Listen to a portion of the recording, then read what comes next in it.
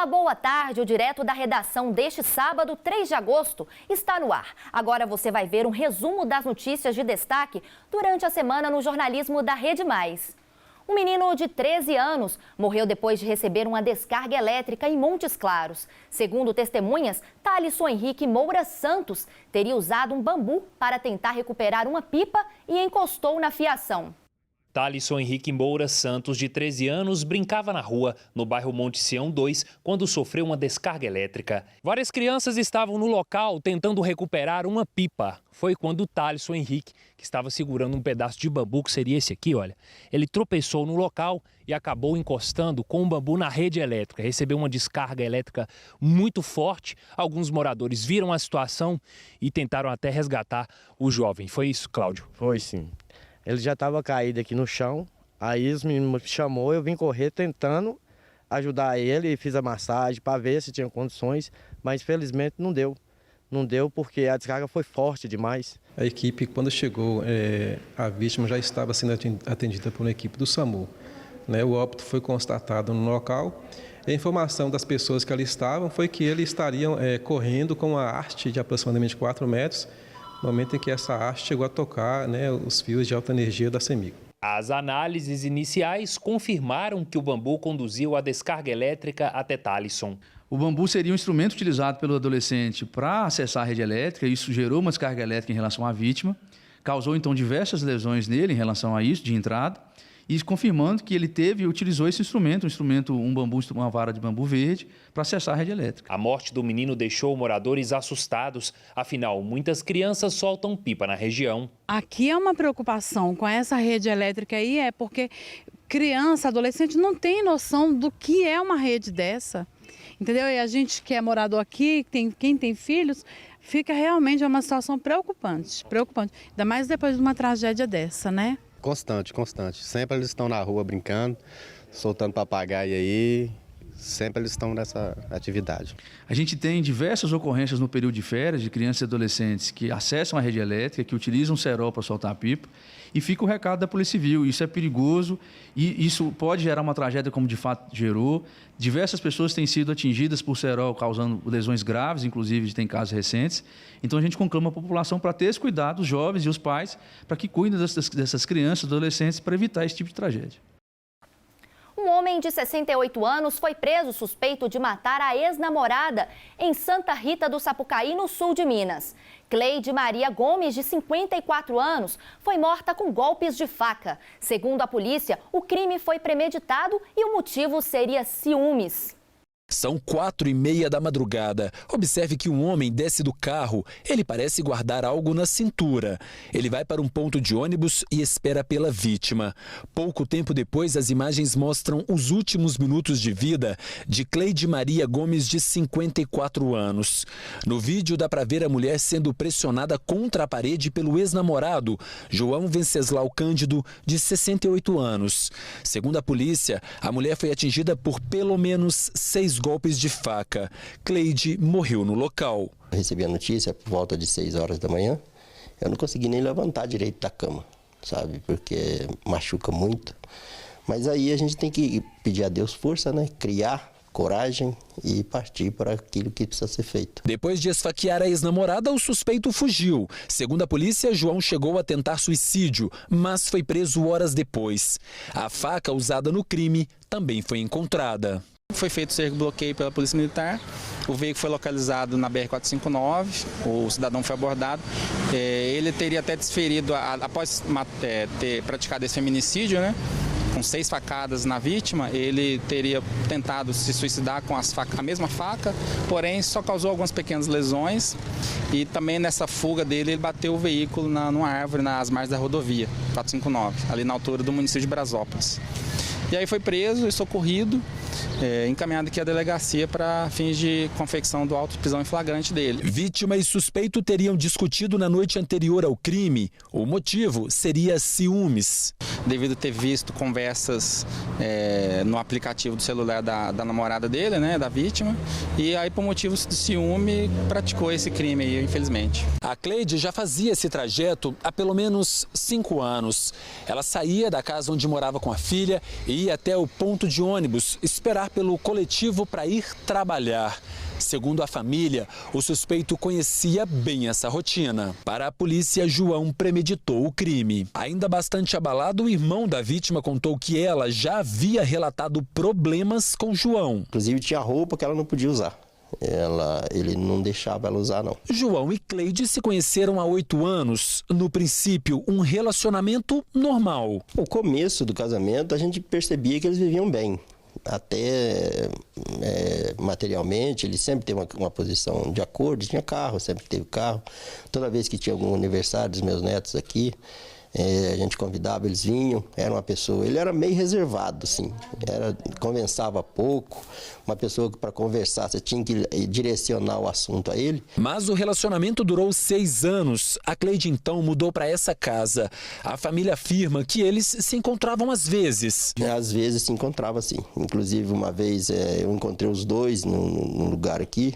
Como eu já te mencionei para você, eu trabalhava à noite. Encontrei eles e falei para ela, mas vocês não estavam separados? Ah, não, mas ele quer voltar e tal, nós vamos tentar. João é pedreiro aposentado e, segundo a polícia, há cerca de 10 anos ele teria tentado matar uma outra ex-companheira. Foi pelo mesmo motivo de ciúme e foi com faca também. Segundo a família de Cleide, ela sabia disso, mas acreditava que João havia mudado. E ela falou para mim um dia, conversando com ela, eu falei, mas você vai namorar com esse rapaz? Ah, não, ele mudou, ele é outra pessoa, tá indo para a igreja comigo. O delegado orienta que as mulheres devem ficar atentas ao perfil dos companheiros. As mulheres não devem esperar acontecer segunda vez.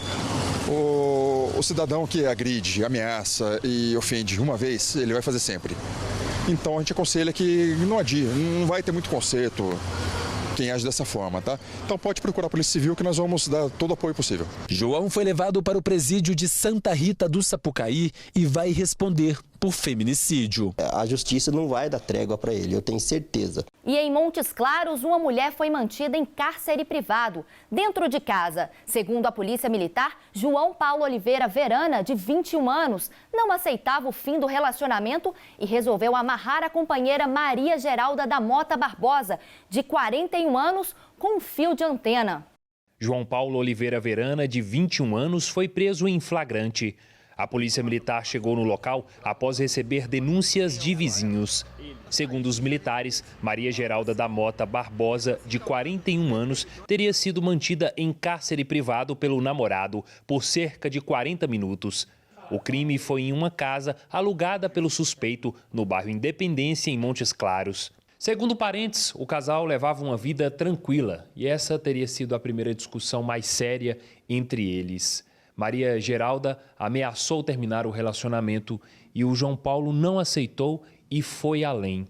Ele pegou este fio de antena e amarrou a namorada. Eles conviviam muito bem, só que ele era gente boa demais, trabalhava e só ontem que deu essa loucura nele, que eles não era muito de brigar, mas discussãozinha normal, mas depois voltava de novo. Mas não chegava a fazer o que ele fez ontem. Aí a mulher foi pegar os trem dela. Aí ele falou que não ia brigar com ela mais. Eu falei, então tá bom, se não vai brigar, eu vou sair. Aí foi naquilo, brigou mais ela e fez estreia. Segundo a PM, ao perceber que os militares chegaram na casa, João Paulo teria corrido para desamarrar Maria Geralda. Ao chegar no local da ocorrência, a casa estava fechada, foi chamado várias vezes lá no portão.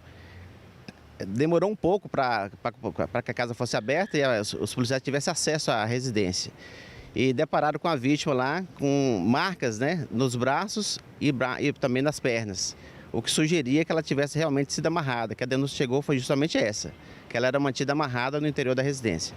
Para a polícia, a vítima contou que já tinha sido agredida outras vezes, mas com medo não denunciou. A vítima falou que tem um relacionamento há 3 anos com o autor, com relatos de ameaças, de agressões físicas durante esse período, mas por receio, por medo, ela nunca denunciou o autor das agressões. João Paulo não tem passagens pela polícia. Segundo os militares, ele é usuário e estaria sob o efeito de drogas. Aparentemente, parecia que ele estava entorpecido. Eu não sei se a causa das agressões teria sido o seu estado emocional, né? Talvez abalado por algum tipo de substância que teria sido ingerida. O suspeito foi autuado pela Polícia Civil pelos crimes de violência doméstica e maus tratos. Ele foi levado para o presídio regional de Montes Claros.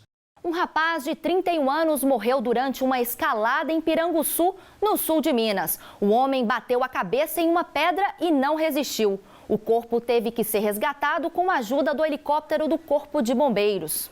O corpo de Wallace Santana Scottini, de 31 anos, foi velado no velório municipal de Eloy Mendes, cidade onde ele nasceu. Parentes e amigos preferiram não dar entrevista.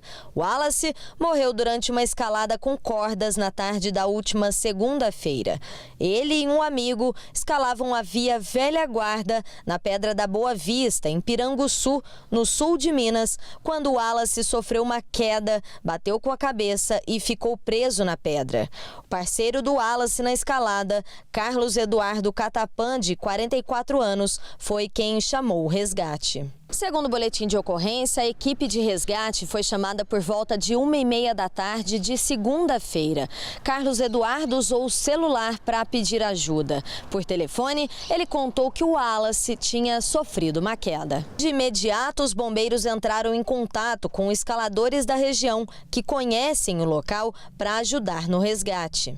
Nós deslocamos para lá em 2 guarnições de bombeiros, juntamente com escaladores experientes aqui da cidade de Itajubá, e no local tratava-se de uma pedra bastante grande, né? Essa pedra da Boa Vista, aproximadamente 450 metros de altura, e esses escaladores estavam a mais ou menos 300 metros.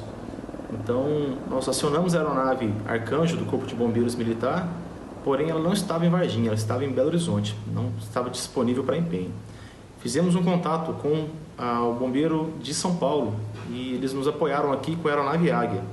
Ela chegou por volta das 17 horas, tentou fazer uma aproximação da vítima para resgatá-la, porém, devido aos ventos fortes, eles não conseguiram fazer e, dada a hora avançada também, eles tiveram que retornar, uma vez que a aeronave ela só voa até o pôr do sol. O voo é visual, não por instrumentos. Como o local é de difícil acesso, uma nova estratégia foi elaborada. Elaboramos um plano de ação juntamente com os escaladores de que teríamos que subir até o cume, na mata, deu aproximadamente 1h30 de caminhada, fazer as ancoragens e descer de rapel 150 metros. Foi o que fizemos, o pessoal conseguiu acessar a vítima.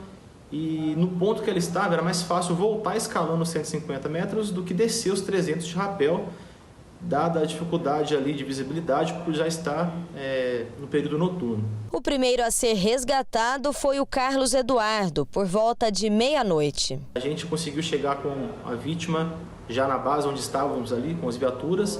Ela estava bem consciente, orientada, sem lesões, ela não havia sofrido nada, estava apenas abalada aí com o acidente com o seu companheiro. Já o corpo de Wallace só foi retirado quase 24 horas depois do acidente. O rapaz estava preso pelas cordas de segurança a aproximadamente 300 metros de altura acima da mata.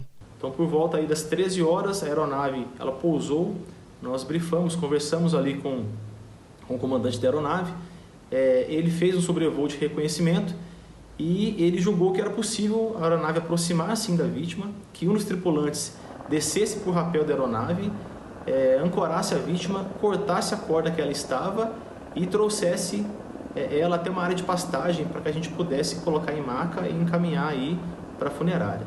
Então foi um excelente trabalho aí da aeronave Arcanjo, Major Dias, Sargento Muniz, Sargento Deusdete, que conseguiram rapidamente ali recuperar o corpo naquele local de difícil acesso para que a família pudesse ali dar sequência nos trâmites que eles precisavam. Wallace morava em Pouso Alegre, no sul de Minas, e era apaixonado por escalada. No perfil do rapaz, em uma rede social, muitas fotos e vídeos da prática do esporte em vários lugares do estado de Minas Gerais.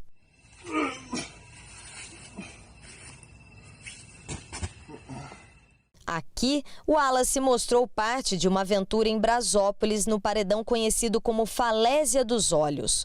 O rapaz trabalhava em uma distribuidora de açaí. A empresa lamentou a morte do colaborador. Wallace era solteiro e deixou uma filha. Um homem de 63 anos morreu esmagado por um trator no norte de Minas. Ele trabalhava quando o acidente aconteceu. Veja os detalhes.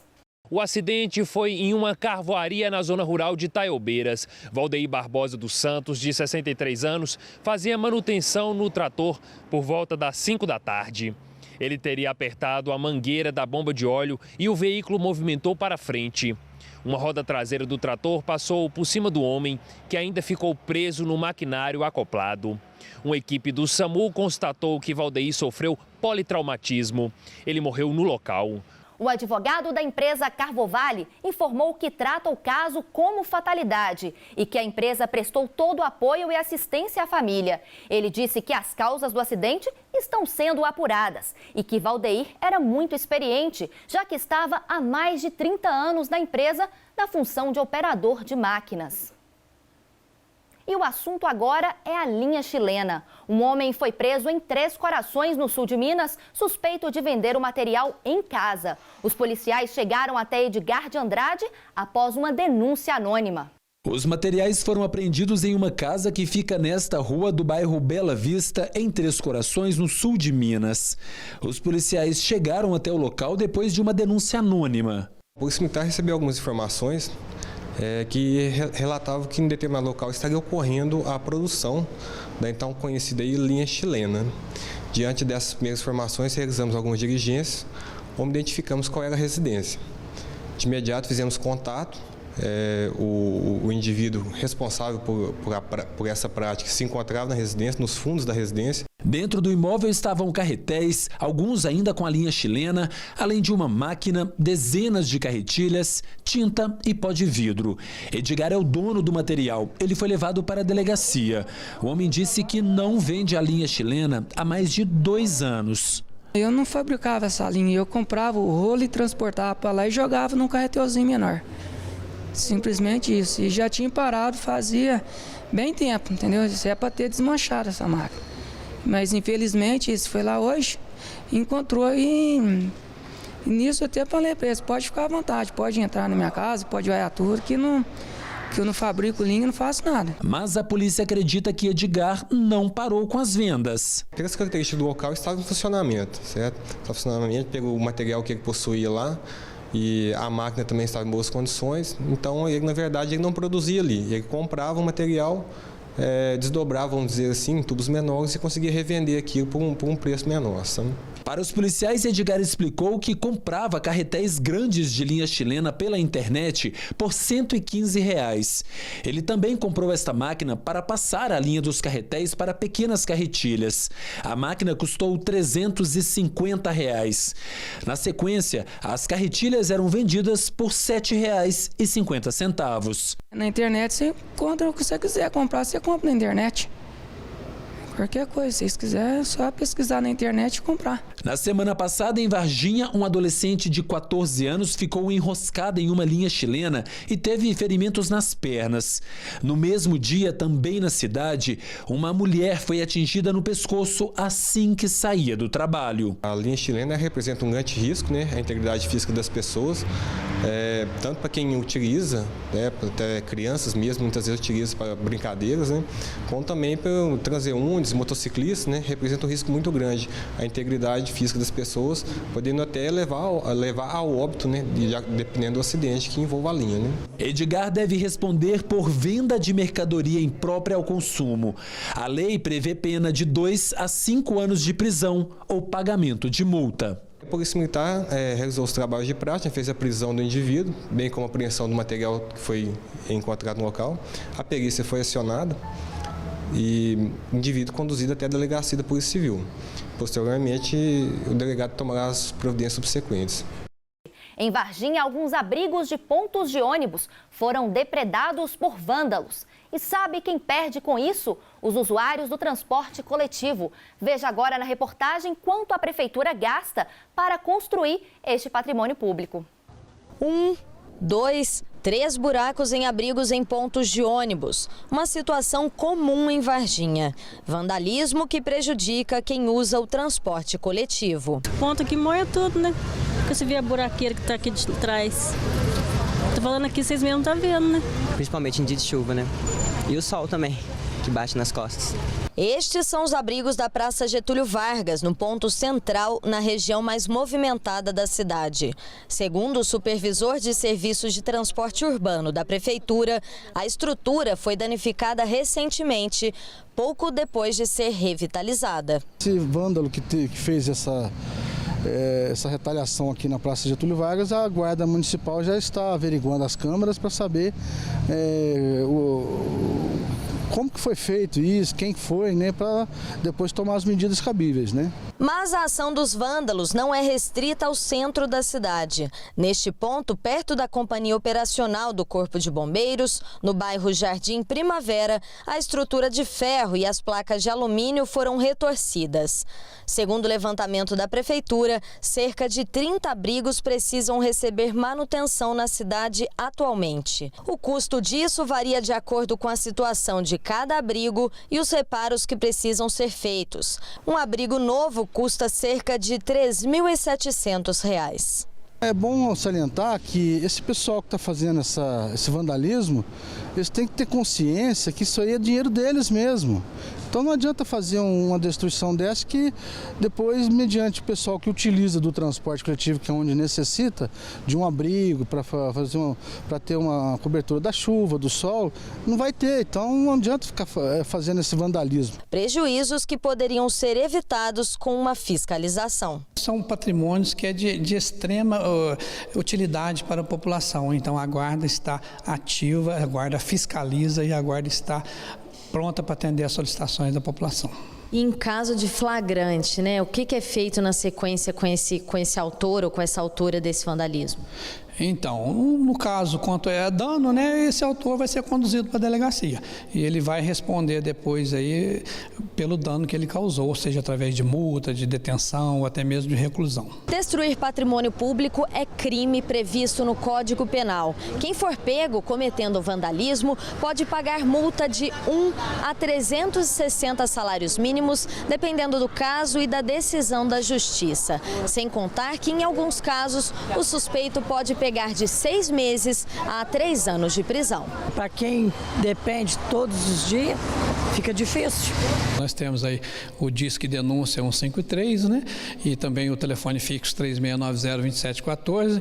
E sem dúvida, o ponto de ônibus é um patrimônio público também, um patrimônio de toda a população varginhense, né? E visitantes. E além de estar previsto esse dano no Código de Processo Penal e na lei também dos crimes ambientais. Imagine só encontrar uma mandioca de mais de 5 metros de comprimento.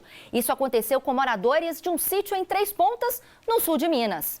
Esse vídeo mostra o momento em que a mandioca gigante estava sendo desenterrada. A família teve muito cuidado. Tá tirando ela com a vassoura, limpando devagar para não quebrar ela, para filmar, pegar ela inteira no buraco. E tinha mais gente ajudando? Tinha umas 4 pessoas aqui que estavam me ajudando. O Geraldo estava na casa do sogro, seu José Tadeu. Ele estava passando alguns dias com a família quando encontrou a mandioca.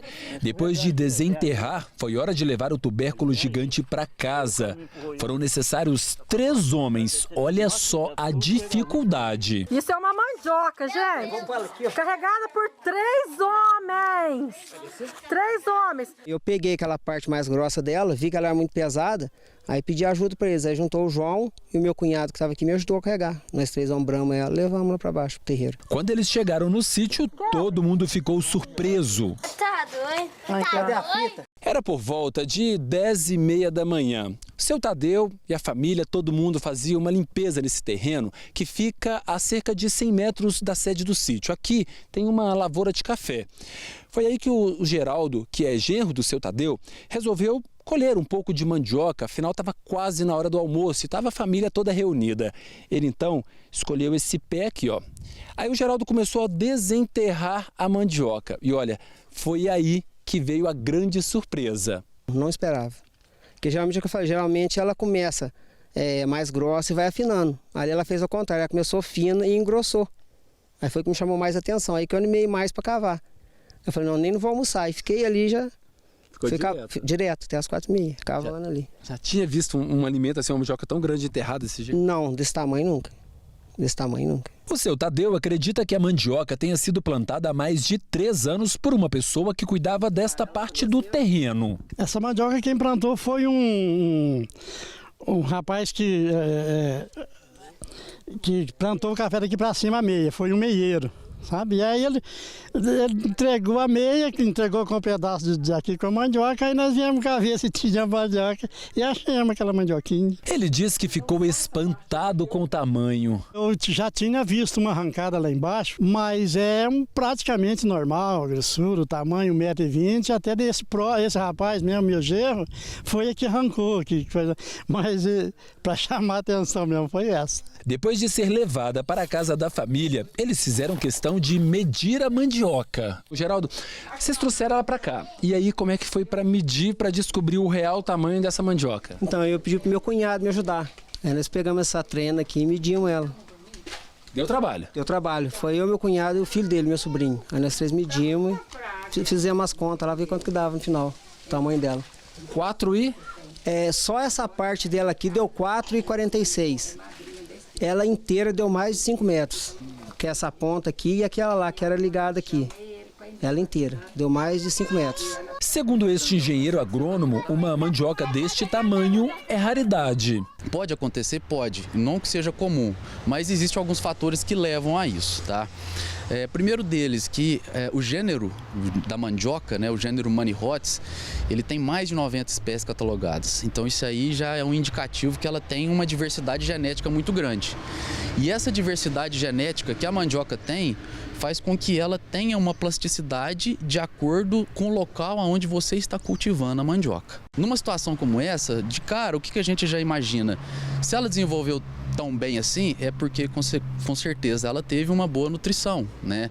Deve ter tido ali uma boa adubação, deve ser um local onde o solo deve ter uma riqueza muito grande, principalmente em termos de matéria orgânica. A mandioca não vai para a panela. Agora, rapaz, se fosse para fazer uma carne com mandioca com essa aqui, dava para alimentar uma multidão, hein? Dava, e haja panela, viu? Aí o problema não vai ser a mandioca, vai ser a panela. Vai ser a panela, é verdade. Essa mandioca a gente vai devolver ela para a natureza e virando esterco orgânico e ficando por aqui mesmo. Porque nós tem mais aí para aproveitar, graças a Deus a gente tem mais. Então... E ela estava boa para consumo? Tava, no finalzinho dela dava para consumir. Mas a gente já tinha mais aqui, então até resolveu descartar ela aqui. Por enquanto. Enquanto isso, o pequeno Samuel, de 2 anos, já encontrou uma utilidade para ela. Você tá brincando aqui? Tá gostando?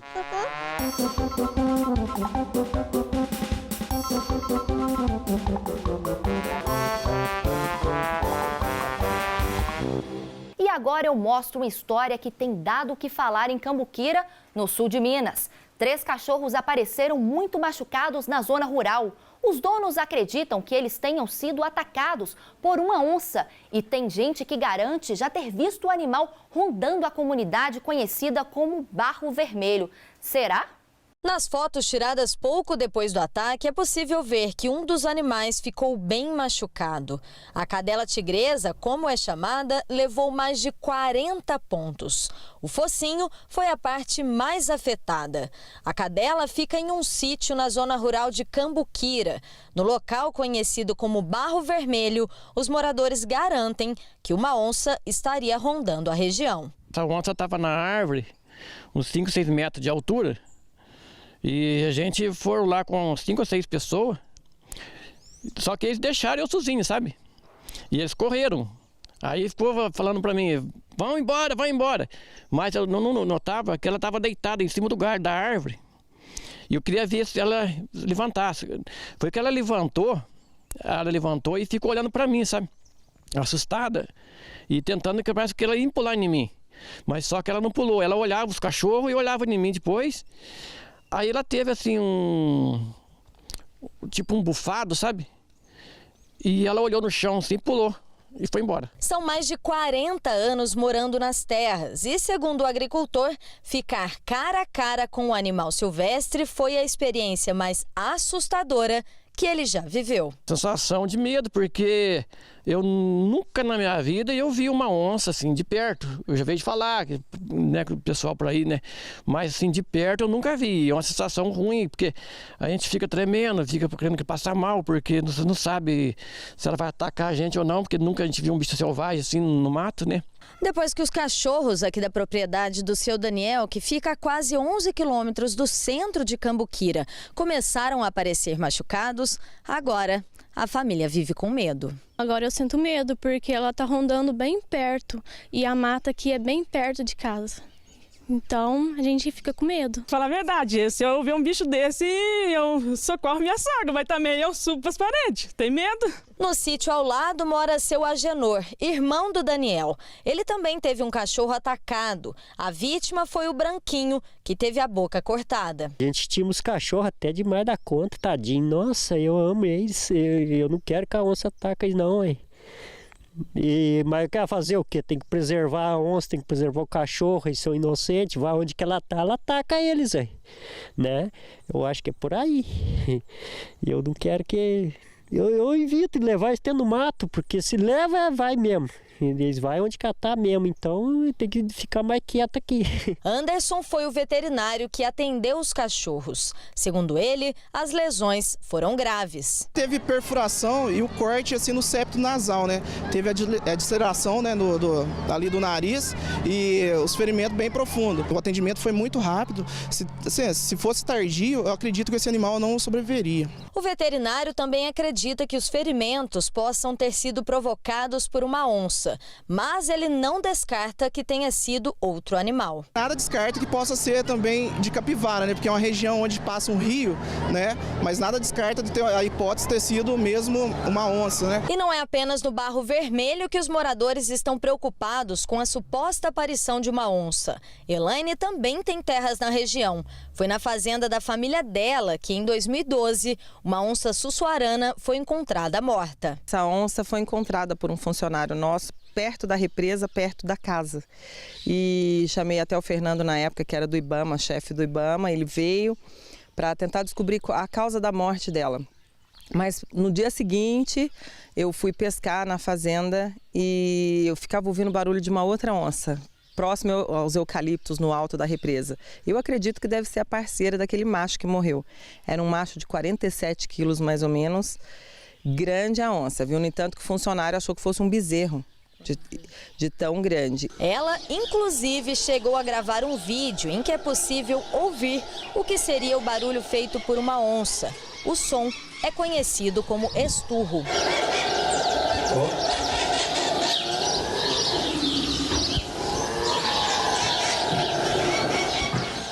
Que barulho é esse? Que bicho é esse?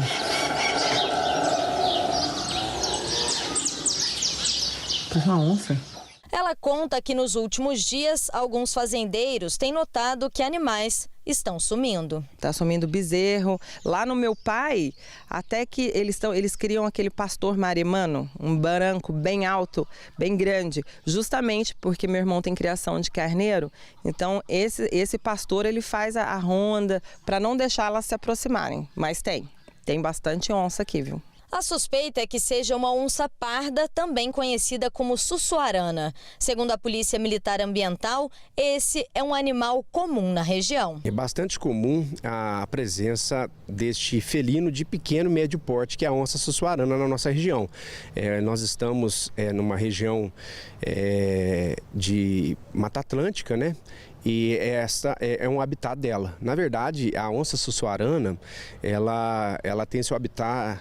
É o que nós chamamos de uma espécie plástica, porque o seu habitat ele é praticamente em toda a extensão do Brasil. Como caçar animal silvestre é crime, a orientação da polícia é não reagir. Nesses casos, é interessante a pessoa se afastar de frente, porque o ataque deste animal geralmente é pelas costas. Então a pessoa vai se afastar por frente e vai deixar o animal seguir o seu caminho. É necessário que haja o acionamento do Corpo de Bombeiros, que é a instituição que é responsável pela captura de animais feridos, né, animais silvestres feridos ou agressivos. E em conjunto com a Polícia Militar do Meio Ambiente e até mesmo com o próprio Instituto Estadual de Floresta, que é o órgão em Minas Gerais responsável pela fauna silvestre, estes órgãos então vai verificar aí um local para remanejar esta espécie. E você vai ver agora um bom exemplo no sul de Minas. Uma marcenaria foi instalada na penitenciária de Três Corações. 9 detentos produzem móveis com pallets, que serão doados para instituições de caridade.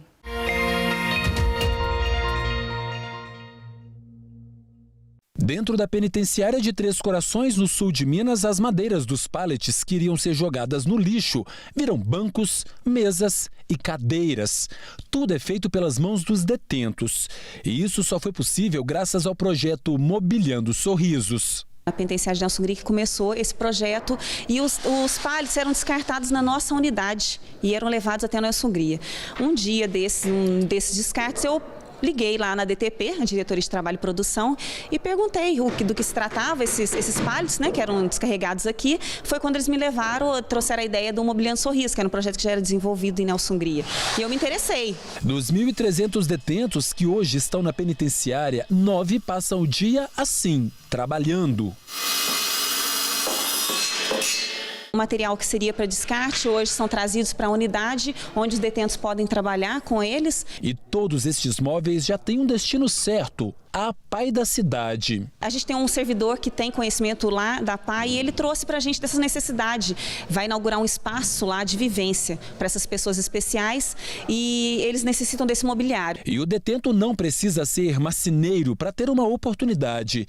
O Alessandro já está preso há 5 anos e 4 meses. Ele nunca trabalhou com madeira, mas tem gostado da experiência. Tem sido um aprendizado, né? A gente eu mesmo estava trancado na cela, tive a oportunidade de sair para cá agora. Vamos ver se consegue aprender uma profissão, né? Para quando a gente sair daqui, recomeçar a vida lá fora. A oficina teve início há 4 meses e desde então cerca de 100 móveis já foram produzidos aqui.